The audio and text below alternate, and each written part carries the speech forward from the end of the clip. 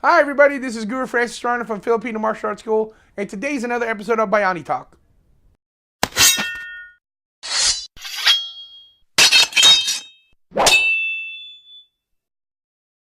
Hi everybody, this is Guro Francis from Filipino Martial Arts School, and today is another episode of BAYANI TALK. So, today we're going to talk about when not to throw a punch.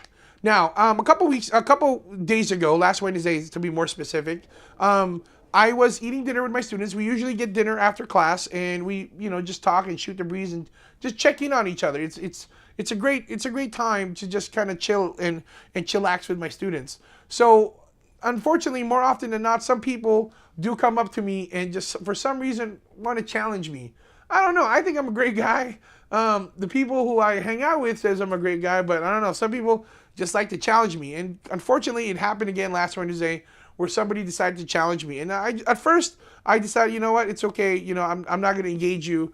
But then he started commenting about how he knows who I am. He said the spirit have told him who I was, and I'm like, okay.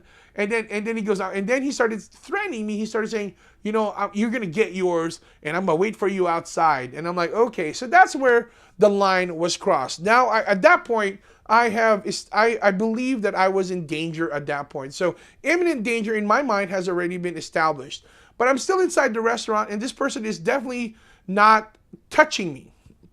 So now, even though imminent danger in my mind has been established and I could have actually engaged this person, I decided not to. Why? Because this person clearly has some mental health issues. Now, I believe mental health is a real serious problem, and I think people are not as educated as they think that they are about it. Now, I am by no means qualified to determine if whether or not a person has some mental health issues. The only reason why I know what I know is because many years ago, my family used to actually have a room and board facility that housed people with mental health issues, and as a result of that, through my experience, I learned to see the signs of the telltale signs when somebody is off their medications.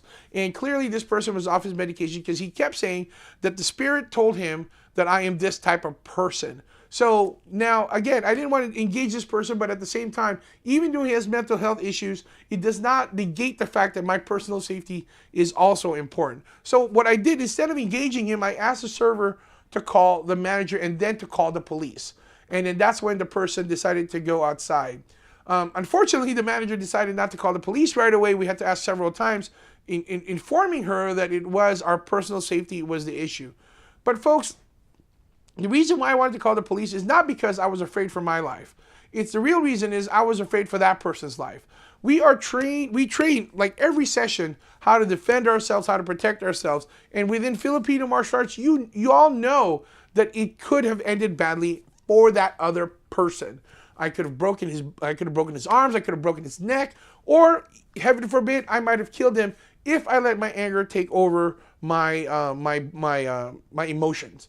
Take me over and let my anger just kind of control my functions and my actions. And so that would have been very dangerous for that person. So I didn't ask to call the police because I was afraid for my safety. I was afraid for that person's safety. So the question is, again, when do we not throw the punch? We are taught how to throw a punch, how to throw it effectively and how to do the most amount of damage at the same time, making sure that you're safe. We are taught that. That's something that we teach and something we train for all the time. What I'm trying to say now is we need to learn also when not to throw a punch, when to just disengage and walk away, and also recognize that people with mental health issues are not in the right mindset. They're not in the right frame of mind. They are not well. And so somebody who's sick, they need help, not our fist. They need our compassion, not our hurting. And what I decided to do was to show compassion over my anger. And I'm, it's sad. I mean, this person, from what I saw, was probably off his medication. Like I said, I believe he might be schizophrenic because he said he was hearing voices, spirits or whatnot, telling him that I was what I was. He did get this close to my face, and he got this close to my student, but then we still didn't engage. I told my students to hold back.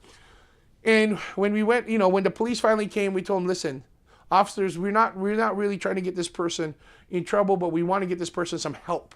And at the same time, I do not want to compromise my safety and my students' safety as well. So I decided to make sure my students got in their car and drive away before I took off, and made sure that they were absolutely fine. So my point here is this, folks, is that we are taught when to throw punches, but we also need to learn when not to throw a punch and find a better solution to any given situation. Now, this is by no means I'm advocating that a person should allow anybody to get to that point where you're feeling scared. I'm not gonna lie, I was a tiny bit scared, but he wasn't scared for my life. Again, I was scared for that person's life and for that person's well-being. And that person, again, in my opinion, had some mental health issues, and he was definitely not in the right mindset. And if I engaged him, it could have made some serious damage, and damage that I don't want to inflict on any human being, because everybody is a child of God. So that's just my 2 cents. Do you agree? Do we need to start teaching our students and ourselves when not to throw the punch? Please comment down below. And if you're looking for a Filipino martial arts school that teaches you when to throw and when not to throw a punch, please visit us on our website at www.fmaschool.com. And we are proud to announce that we are also now offering a Brazilian Jiu-Jitsu courses. And please go to our website again to sign up or to check out, or just check out the schedule. So again, the website is www.fmaschool.com